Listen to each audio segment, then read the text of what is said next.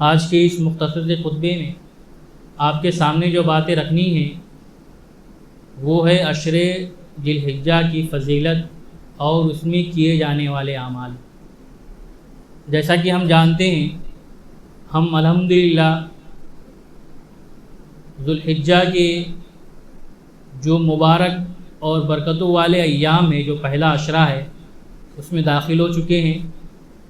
آج ذو الحجہ کی دوسری تاریخ ہے اور اس کی اللہ رب العالمین نے اور اللہ کے نبی صلی اللہ علیہ وسلم نے بڑی فضیلتیں بیان کی ہیں۔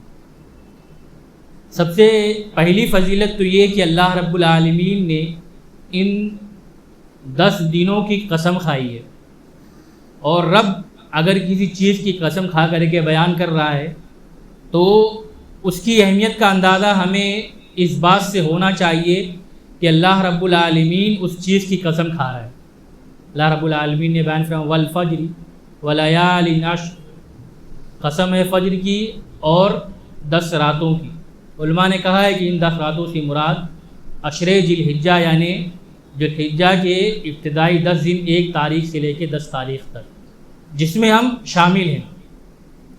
اسی طرح سے دوسری فضیلت اللہ کے نبی صلی اللہ علیہ وسلم نے بیان فرمایا افضل ایام الدنیا ایام العشر، کہ اس دنیا کے اندر اگر سب سے بہترین دن کوئی ہے تو یہ عشر ذی الحجہ ہے۔ یہ ذی الحجہ کے 10 دن ہیں، یہ دنیا کے اندر سب سے افضل ایام، سب سے افضل دن ہے۔ یہ کس نے بیان فرمایا؟ اللہ کے نبی صلی اللہ علیہ وسلم نے۔ تیسری فضیلت اللہ کے نبی صلی اللہ علیہ وسلم نے بیان فرمایا کہ ان ایام میں کیے گئے اعمال، وہ اعمال کوئی بھی ہو، کسی طرح کے بھی ہوں، بس یہ شرط ہے کہ آپ خلوص کے ساتھ اللہ رب العالمین کو راضی کرنے کے لیے کوئی نیک عمل کریں تو وہ عمل اللہ رب العالمین کے نزدیک بہت زیادہ محبوب ہے۔ نیک اعمال آپ کس طرح سے بھی کریں، جیسا بھی آپ کو سہولت ہے، جس طرح سے بھی آپ کر سکتے ہیں۔ اعمال میں انشاءاللہ ہم دیکھیں گے کون کون سے اعمال کرنے چاہیے آدمی کو۔ تو اللہ کے نبی صلی اللہ علیہ وسلم نے بیان فرمایا کہ ان ایام میں کیے گئے اعمال اللہ رب العالمین کو سب سے زیادہ محبوب، سب سے زیادہ پسند اللہ رب العالمین کرتا ہے۔ اسی طرح سے ان ایام کی فضیلت یہ ہے کہ اس میں اللہ رب العالمین نے ایک روزہ ایسا رکھا ہے کہ جس کے رکھنے سے 1 سال پچھلے اور 1 سال آنے والے گناہوں کو اللہ رب العالمین معاف کرتا ہے، اور وہ روزہ ہے عرفہ کا روزہ۔ عرفہ کا روزہ صرف 1 روزہ رکھنا ہے، اس کی وجہ سے اللہ رب العالمین 2 سال کا ثواب دے رہا ہے۔ ایک تو پچھلے سال کے گناہوں کو اللہ رب العالمین معاف کر رہا ہے، اور ایک آنے والے سال کے گناہوں کو اللہ رب العالمین معاف کر رہا ہے۔ اس قدر اللہ کے نبی صلی اللہ علیہ وسلم نے صوم عرفہ یعنی عرفہ کے روزے کی فضیلت بیان کی۔ اللہ کے نبی صلی اللہ علیہ وسلم نے بیان فرمایا صیام یوم عرفہ احتسب علی اللہ ان یکفر السنہ التی قبلہ والسنہ التی بعدہ، کہ میں اللہ رب العالمین سے امید رکھتا ہوں کہ اگر کوئی بندہ عرفہ کے دن کا روزہ رکھتا ہے تو اللہ رب العالمین اس کی وجہ سے اس کے 1 سال پچھلے اور 1 سال آئندہ گناہوں کو معاف کر دے گا۔ ہمارے یہاں عرفہ کا روزہ کب ہے؟ 9 ذی الحجہ کو عرفہ کا روزہ ہے۔ 9 ذی الحجہ ہے آنے والے جمعہ کو، آنے والا جو جمعہ ہے وہ عرفہ کا دن ہے، 9 ذی الحجہ ہے۔ آپ ہم سب مل کر کے اس دن کے روزے کا خصوصی اہتمام کریں۔ کیوں؟ کیونکہ اللہ رب العالمین نے ایک تو اس روزے کی خاص فضیلت بیان کی ہے، اور دوسرا یہ کہ وہ ان مخصوص ایام کے اندر جس کی الگ فضیلت ہے، وہ 10 دن جس کی الگ فضیلت ہے، ان 10 دنوں میں سے ایک دن ہے۔ اسی طرح سے حضرت عائشہ رضی اللہ تعالیٰ عنہ بیان کرتی ہیں کہ یوم عرفہ کے دن اللہ رب العالمین سب سے زیادہ اپنے بندوں کو جہنم سے آزاد کرتا ہے۔ یوم عرفہ کے دن اللہ رب العالمین بندوں سے بالکل قریب ہو جاتا ہے، اتنا قریب کہ بس یہ ہے کہ بندہ اللہ رب العالمین سے مانگے اور اللہ رب العالمین اس کو عطا کر دے۔ اللہ رب کے نبی صلی اللہ علیہ وسلم بیان کرتے ہیں عائشہ رضی اللہ تعالیٰ عنہ سے کہ اے عائشہ، اللہ رب العالمین فخریہ طور پر اپنے فرشتوں سے پوچھتا ہے کہ میرے فرشتوں بتاؤ کہ یہ میرے بندے جو جمع ہوئے ہیں ان کی کیا نیت، کس وجہ سے جمع ہے؟ کہتے ہیں کہ اللہ رب العالمین وہ اپنے آپ کو جہنم سے بچانا چاہتے، اپنے آپ کو جہنم سے بچانا چاہتے ہیں میرے بھائیوں۔ اور ہماری زندگی کا مقصد بھی یہی ہے۔ ہماری زندگی کا مقصد کیا ہے؟ کہ ہم اپنے آپ کو جہنم سے بچا لیں اور جنت میں داخل کرا دیں۔ یہی ہماری زندگی کا اصل مقصد ہے، اور یہ مقصد ایک انسان کو کبھی بھولنا نہیں چاہیے۔ ایک انسان جو مسلمان اپنے آپ کو کہتا ہے، اس کی زندگی میں یہ مقصد ہمیشہ اس کی ذہن میں ہونا چاہیے کہ میں اپنے آپ کو کس طرح سے جہنم سے بچاؤں اور جنت میں داخل کرا دوں۔ تو یہ کچھ فضیلتیں تھیں ان ایام کی۔ اس میں اعمال کون کون سے کرنے ہیں میرے بھائیوں؟ سب سے پہلے آپ نیک اعمال کا اہتمام کریں، جتنے بھی اور جس طرح سے بھی ہو سکتے ہیں آپ خصوصی اہتمام کریں نیک اعمال، چاہے ذکر و اذکار ہے، چاہے تلاوت ہے، چاہے صدقہ خیرات ہے۔ ہم نے صدقہ خیرات کو میرے بھائیوں صرف خاص کر لیا ہے رمضان کے لیے، بس آدمی یہ سمجھتا ہے کہ یہ کام صرف اور صرف رمضان میں کرنا ہے، اس کے بعد نہیں کرنا، اس کے بعد ضرورت نہیں ہے۔ ایسا نہیں ہونا چاہیے میرے بھائیوں۔ صدقہ خیرات تو ہمیشہ آدمی کو کرتے رہنا چاہیے، جب بھی موقع ملے، جیسا بھی موقع ملے۔ لیکن ان ایام میں کیونکہ اللہ کے نبی صلی اللہ علیہ وسلم نے الگ فضیلتیں بیان کی ہے، اس لیے آدمی خصوصی طور پر اور اہتمام کرتا ہے۔ رمضان کے تعلق سے اللہ کے نبی صلی اللہ علیہ وسلم نے الگ فضیلت بیان کی ہے، تو آدمی سوچتا ہے کہ میں اس کے اندر زیادہ سے زیادہ کروں۔ لیکن اس کا مطلب یہ نہیں ہوتا ہے کہ آپ نے صرف رمضان میں اہتمام کر لیا تو اس کے بعد پورے 11 مہینے خاموشی سے بیٹھ جاؤ، اس کے بعد کچھ کرنے کی ضرورت نہیں ہے۔ ایسا نہیں ہونا چاہیے میرے بھائی۔ بلکہ اللہ کے نبی صلی اللہ علیہ وسلم نے ایک حدیث میں تو یہاں تک بیان فرمایا کہ ہر روز 2 فرشتے نازل ہوتے ہیں، ہر دن 2 فرشتے اترتے ہیں، اور ایک فرشتہ کہتا ہے جو اللہ رب العالمین کی راہ میں خرچ کر رہا ہے۔ کون خرچ کر رہا ہے؟ جو ہر دن اللہ رب العالمین کی راہ میں کچھ نہ کچھ دے رہا ہے، ہر دن۔ صرف رمضان اور عشرہ ذی الحجہ کی بات نہیں کی جا رہی ہے میرے بھائیوں، یا صرف جمعہ کی بات نہیں کی جا رہی ہے، ہر دن کچھ نہ کچھ اللہ رب العالمین کی راہ میں خرچ کر رہا ہے۔ ایک فرشتہ کہتا ہے کہ اللہ رب العالمین تو اس کے مال میں اور برکت دے، دوسرا فرشتہ آمین کہتا ہے۔ ایک فرشتہ دعا کر رہا ہے اور ایک فرشتہ آمین کہہ رہا ہے میرے بھائی۔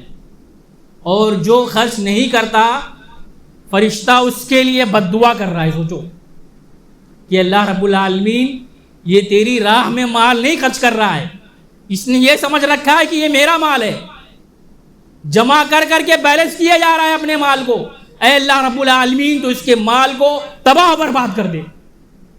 سوچو، فرشتہ لعنت برسا رہا ہے ایسے شخص کے اوپر جو اپنے مال کو ذخیرہ کر کے رکھا ہے، صرف اللہ رب العالمین کی راہ میں دینا نہیں چاہتا، بخیلی اور کنجوسی کر رہا ہے میرے بھائی۔ اللہ رب العالمین نے نوازا ہے، اللہ نے دیا ہے آپ کو، آپ سے جتنا ہو سکتا ہے اتنا کرنے کی کوشش کریں میرے بھائیوں۔ تو اللہ کے نبی صلی اللہ علیہ وسلم نے بیان فرمایا کہ بندہ اللہ رب العالمین کی راہ میں کچھ نہ کچھ جتنا ہو سکتا ہے اتنا خرچ کرتا رہے۔ تو ان ایام کے اندر صدقہ خیرات کی فضیلت ہے کہ آپ زیادہ سے زیادہ صدقہ خیرات کریں، اللہ رب العالمین کی راہ میں مال خرچ کریں۔ اسی طرح سے ان ایام کے اندر اپنے آپ کو گناہوں سے خصوصی طور پر بچائیں۔ میں نے کہا کہ اللہ کے نبی صلی اللہ علیہ وسلم نے اگر کسی ایام کی فضیلت بیان کی ہے تو اس کا مطلب یہ ہے کہ آدمی کو اس کا خصوصی اہتمام کرنا چاہیے۔ اب اس کا مطلب یہ نہیں کہ آپ ان 10 دنوں میں گناہوں سے اپنے آپ کو بچا لیں، اس کے بعد آپ گناہ میں لگ جائیں، یہ بھی نہیں ہونا چاہیے۔ مقصد کیا ہے بتانے کا کہ اس میں آدمی اگر گناہ کرنے کا ارادہ اور پلاننگ کر رہا ہے تو اپنے آپ کو بچانے کی کوشش کریں میرے بھائیوں، اپنے آپ کو اس گناہ سے روکنے کی کوشش کریں۔ آج کل تو معاملہ یہ ہے کہ آدمی گناہ بھی تیاری سے کر رہا ہے۔ ہمارے نوجوانوں کا حال خصوصاً پلاننگ کے ساتھ گناہ کیے جا رہے ہیں۔ سوچو، تیاری ہو رہی ہے باقاعدہ۔ جب سے اس سوشل میڈیا کے فتنے نے اس دنیا کے اندر اپنی آمد رکھی ہے، تب سے نہ جانے کتنے سارے فتنے مبتلا میرے بھائی۔ اور ایسا فتنہ ہے کہ اس نے بوڑھے، نوجوان، بچے، عورت، مرد سب کو شامل کر لیا، کسی کو نہیں چھوڑا ہے، چاہے وہ چھوٹی عمر کا ہو چاہے بڑی عمر کا ہو، ہر کوئی اس فتنے کا شکار ہے میرے بھائیو۔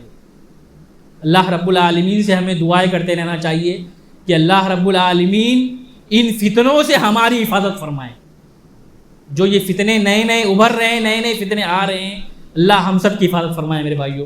تو آدمی کو اپنے آپ کو گناہوں سے بچانے کی کوشش کرتے رہنا چاہیے۔ اسی طرح سے تیسرا عمل میں نے بتلایا کہ آدمی روزے کا اہتمام کرے۔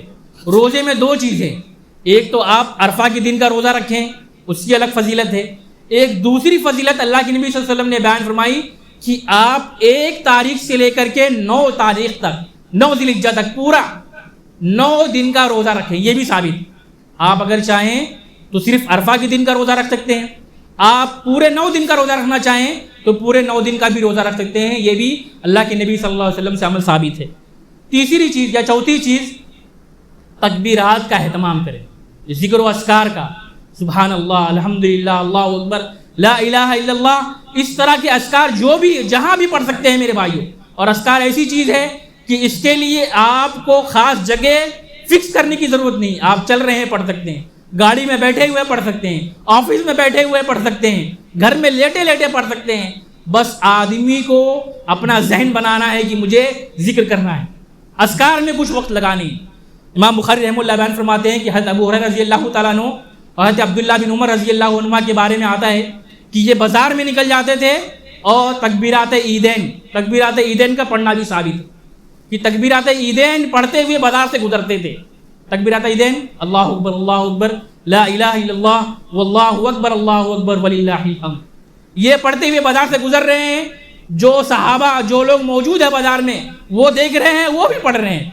سوچو، آپ نے کوئی ایک نیکی کی، آپ کے دیکھنے کی وجہ سے کوئی دوسرا نیکی کر رہا ہے، اس کا ثواب بھی آپ کو ملے گا۔ تیسرا اس کو دیکھ کے کر رہا ہے، اس کا بھی ثواب آپ کو مل رہا ہے۔ سوچو، جتنے لوگوں تک آپ کے ذریعے نیکی پھیل رہی ہے، اس سب کا ثواب آپ کو بھی ملتا رہے گا میرے بھائی۔ تو ہمیں اس کا بھی اہتمام کرنا چاہیے۔ اسی طرح سے ان ایام کے اندر قربانی کا اہتمام کرنا، اگر اللہ رب العالمین نے آپ کو استطاعت طاقت دی ہے تو آپ قربانی کریے۔ بخیلی اور کنجوسی کرنے کی ضرورت نہیں میرے بھائیو۔ واقعی آپ مجبور ہیں، آپ کے پاس استطاعت طاقت نہیں ہے تو نہ کریے، لیکن اللہ رب العالمین نے دیا ہے تو دنیا بھر کے بہانے اور فلسفے تلاش کرنے کی ضرورت نہیں ہے کہ قربان کرنے سے اچھا ہے کہ ہم اس کی مدد کر دیں، اس یتیم کا خیال رکھیں، اس کی نکاح، اس کا شادی میں خرچ کر دیں۔ یہ سب بہانے اور فلسفے تلاش کرنے کی ضرورت نہیں ہے۔ کس نے روکا ہے آپ کو کسی یتیم کی مدد کرنے سے؟ کس نے روکا ہے آپ کو کسی غریب کی مدد کرنے سے؟ کس نے روکا ہے آپ کو کسی یتیم کی کفایت کرنے سے؟ آپ کریے، اللہ رب العالمین نے آپ کو نوازا ہے۔ لیکن یہ کہ قربانی کا پیسہ بچا کر کے قربانی نہ کرتے ہوئے وہ کام کرنا، یہ جائز و درست نہیں ہے میرے بھائی۔ اللہ نے آپ کو دیا ہے، آپ وہاں بھی خرچ کریے، اور اللہ نے آپ کو استطاعت دی ہے تو آپ قربانی بھی کریے۔ اور جو شخص قربانی کا ارادہ رکھتا ہے، قربانی کرنا چاہتا ہے، وہ اپنے ناخن اور بال نہ کاٹے، اپنے ناخن اور بال کاٹنے سے بچ جائے۔ ان چیزوں کا، ان اعمال کا میرے بھائیوں ہمیں اور آپ کو خصوصی اہتمام کرنا چاہیے۔ یہ افضل ایام ہیں۔ میں نے کہا کہ جتنے بھی نیک اعمال جو بھی آپ کو لگتا ہے کہ میری طرف سے یہ ہونا چاہیے یا میں کر سکتا ہوں، آپ کرنے کی کوشش کریں۔ اللہ رب العالمین سے دعا ہے کہ اللہ رب العالمین ہمیں کہنے پر عمل کرنے کی توفیق عطا فرمائے، جب تک ہمیں دنیا میں رکھے، ایمان اسلام پر رکھے، جب بھی ہمارا خاتمہ کر ایمان بالخیر پہ کرے، آمین۔ وآخر دعوانا الحمد للہ رب العالمین۔